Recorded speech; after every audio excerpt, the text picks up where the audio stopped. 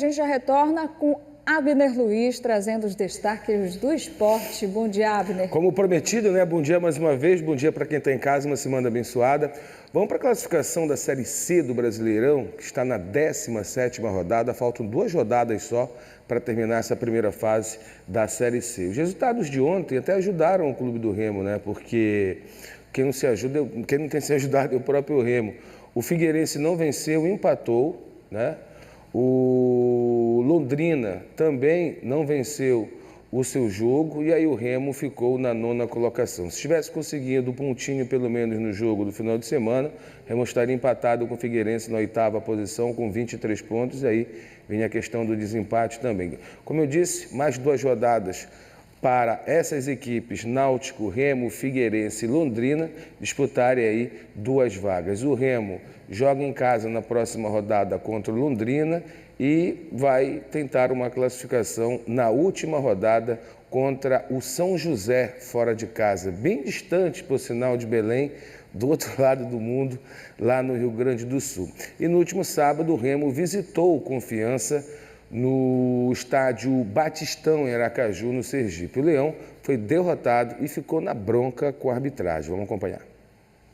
O Remo dependia apenas de si para se manter no G8. Bastava apenas uma vitória. O adversário era o Confiança, que estava ameaçado pelo rebaixamento. E o Leão queria um gol cedo. Pena que a trave parou o Rodrigo Alves. No lance seguinte, o atacante azulino até driblou o goleiro. Sem ângulo, serviu Jaderson, que tocou para Pedro Vitor, que não aproveitou a oportunidade. E o novo contratado azulino mostrou que estava ligado. Bruno Silva roubou a bola, fez a tabela, mas a finalização não foi boa. Aos 32 minutos, os azulinos ficaram na bronca. Pedro Vitor recebeu um bom passe de Rodrigo Alves, driblou o goleiro e fez o gol. A bandeira subiu, mas equivocada. Gol mal anulado. No primeiro tempo, só dava Remo. Pedro Vitor fez a jogada com Jaderson mais de frente para o gol, chutou para fora. E apesar do domínio azulino, o Dragão ainda tinha poder para assustar. Thiago Santos ajeitou com qualidade para William Santana chutar na trave. A chance fez os jogadores do time sergipano ficarem ousados. André Lima até arriscou um voleio. No segundo tempo, a Confiança continuou com o time da casa, mas Marcelo Rangel salvou os azulinos. O jogo continuou sem tanta criatividade das duas equipes. Para o Remo, a alternativa era arriscar de longe. Tudo mudou quando o Bruno Bispo perdeu a bola. O Dragão foi para cima. A bola chegou em André Lima, que foi derrubado por Bruno Silva. Pênalti. Revolta dos azulinos, que queriam a marcação de uma falta em cima de Bispo na origem do lance. Na cobrança, André Lima converteu, 1-0 Confiança. No final, o Leão ainda teve uma oportunidade em uma cobrança de falta, mas Pedro Vitor parou no goleiro Jefferson. Final de jogo com vitória do Dragão. O Remo nunca havia perdido para o Confiança jogando em Sergipe pela Série C. Além do tabu quebrado, o Leão perdeu 3 pontos importantes. O desempenho no segundo tempo foi bem abaixo, mas os azulinos também colocam o resultado na conta da arbitragem. A gente teve aquele gol mal anulado, né? Não estava impedido, aliás, não estava nem um pouco impedido, foi um erro muito grande. E no lance do pênalti também teve uma falta na lateral que ele também não deu prosseguimento na jogada e a gente acabou cometendo o pênalti. E também um pênalti no Bispo, né? Que ele não deu. Eu acho que foi fundamental esses erros da arbitragem para complicar a nossa partida. Mas é aquilo, né? A gente agora se explica aqui, a arbitragem vai para o seu vestiário e acaba ficando por isso mesmo. No final do jogo, fomos ali fazer a cobrança deles, né? Porque prejudica um trabalho todo. E ele, inclusive, pediu desculpa, mandou beijinho, deu tchauzinho pra gente, e eu acho que isso não é um comportamento profissional da arbitragem, e com certeza, se ele não anula aquele gol, seria um outro jogo, seria uma outra atmosfera. Olha, realmente, quem acompanhou a partida do sábado viu que o Remo foi amplamente prejudicado pela arbitragem, interferiu diretamente no resultado do jogo. O Remo começou muito bem no primeiro tempo. O Remo fez contra o seu adversário fora de casa, o Confiança, o que o Aparecidense fez contra o Remo no Mangueirão. O problema é que o Remo escolhe um tempo do jogo só para atuar, seja em casa ou fora, só consegue jogar bem ou pelo menos de forma aceitável um tempo. Foi o que aconteceu nesse jogo contra o Confiança no primeiro tempo. No segundo, parece que o Remo não voltou para dentro de campo. Isso também pesou muito para que o resultado fosse desfavorável para o clube do Remo. Sobre a questão da arbitragem, o Remo ele se posiciona veementemente em duas situações. A primeira, o gol anulado, que mostra muito bem que o jogador estava em posição legal, pelo menos 3 corpos, podemos dizer assim, né? A outra foi o lance do gol do Confiança, onde o Remo aponta que o lance se originou em uma falta para o clube do Remo e o árbitro não deu. Sobre as acusações colocadas aí pela comissão técnica do Remo sobre beijinho do árbitro, aquela coisa toda, fica na fala da comissão e que de repente o árbitro venha a se defender. Em relação ao árbitro se defender, o clube do Remo após o jogo fez uma nota de repúdio contra a arbitragem e a gente espera que não fique só na nota, né? Que o Remo possa ir sozinho à CBF, ou se comunicar à CBF, para pelo menos apontar e proteger outros clubes desse péssimo árbitro que fez o que fez nesse jogo. Na realidade, o trio, né, que esteve presente nessa partida contra o Confiança. Mas isso vai dar 3 pontos para o Remo? Não. Vai fazer o jogo acontecer de novo? Também não.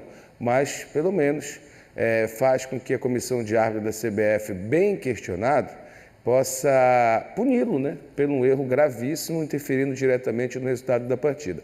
E o Remo só tem ele mesmo para tomar essa atitude, porque a gente tem visto claramente, é uma reclamação, inclusive, da direção do clube do Remo, a total falta de interesse, ou desinteresse mesmo, né, da Federação Paraense de Futebol, que deveria representar o Remo numa situação como essa, reclamando junto à CBF. Não é choro, não, é fato, porque foi mostrado claramente. Agora o Remo se prepara para encarar o Londrina, em Belém, pela penúltima rodada da primeira fase da Série C. A partida será no sábado, a partir das 5 horas da tarde, no estádio Mangueirão. O Remo não depende mais só dele, né? Ele tem adversários aí que também vão atuar, e aí nessa classificação, nessa possível classificação para a próxima fase, o Remo vai ter que fazer a parte dele dentro e fora de casa e torcer para que os adversários tropecem nos seus jogos.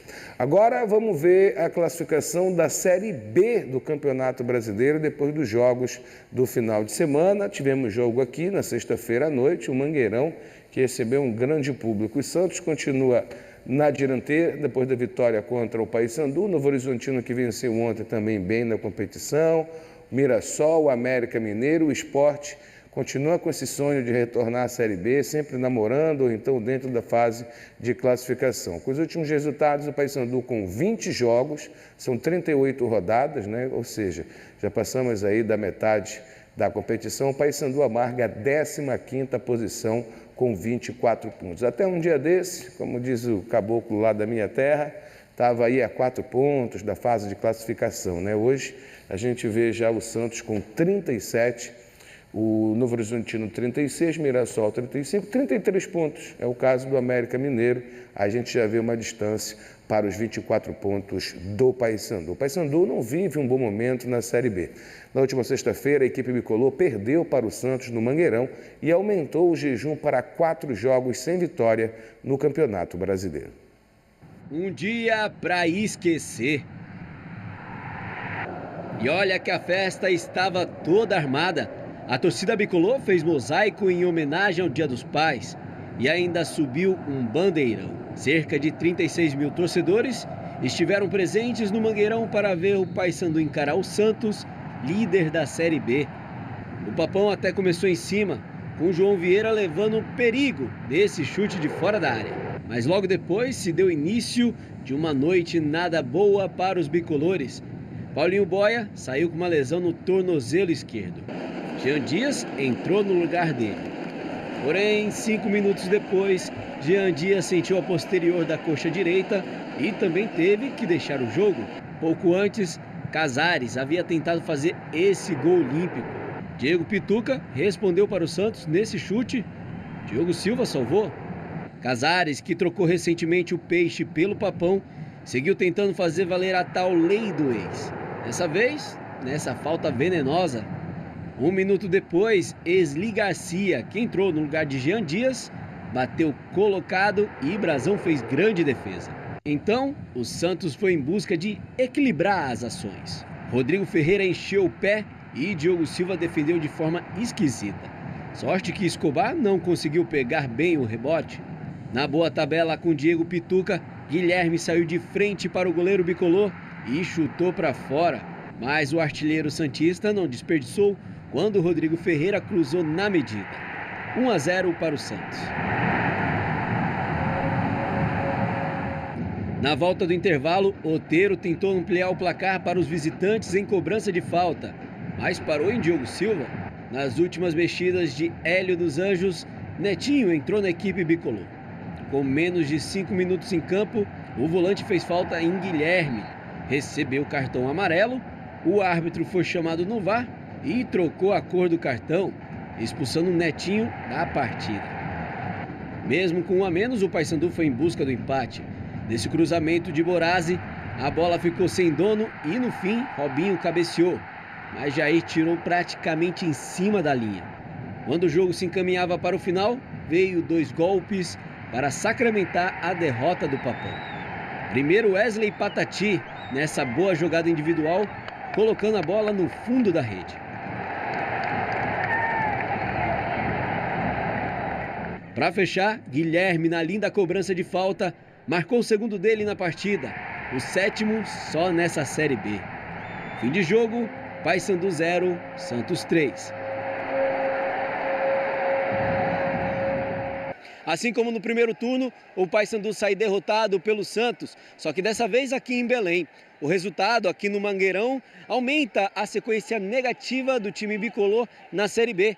Agora são 4 rodadas sem saber o que é vencer. Nós estávamos naquele momento relativamente bom dentro do jogo, criando algumas situações. Eu achei que o adversário estava começando a baixar um pouco mais, e aí tivemos a questão da expulsão.